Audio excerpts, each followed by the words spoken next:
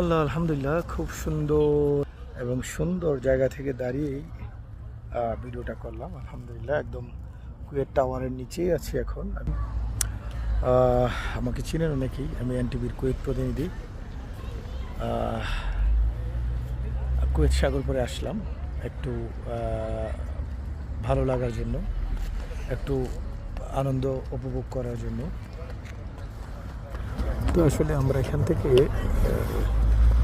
আল হামরা টাওয়ারটাকে ক্লোজ করে নিলাম। সাগরের পাশাপাশি আমরা আল হামরা টাওয়ারটাও দেখানোর চেষ্টা করতেছি। আসলে রাতের দৃশ্যটা কুয়েতের খুবই সুন্দর, খুবই সুন্দর। এটা আমার কাছে মনে হচ্ছে একদম পাহাড়ের পাশটাকে আমরা একদম ক্লোজে নিয়ে আসি।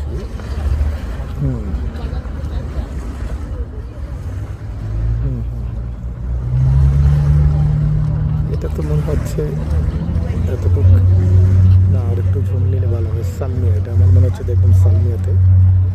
আর এটা হচ্ছে শার্কে। তো আসলে সুন্দর সুন্দর, খুবই সুন্দর। এই যে কুয়েতের 3টি টাওয়ারের একটি টাওয়ার, এটা হচ্ছে ছোটটি।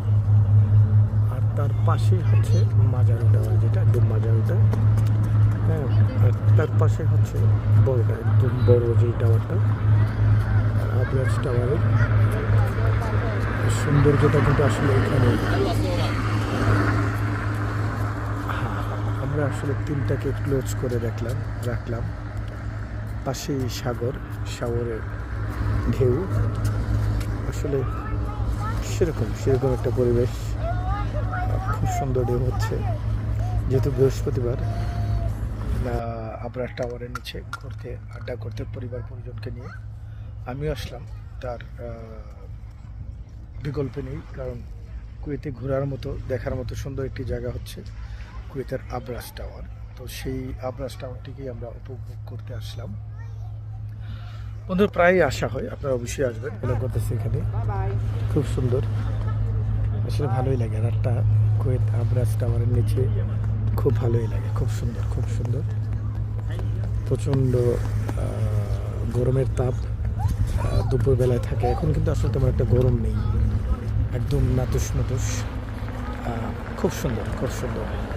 সাগরে হালকা ঢেউ। একদম আবরাজ টাওয়ারের নিচে আছি। ভালো থাকবেন, সুস্থ থাকবেন। আবার হয়তো বা দেখা হবে, কথা হবে কোনো এক লাইভে। গুড নাইট, আল্লাহ হাফেজ।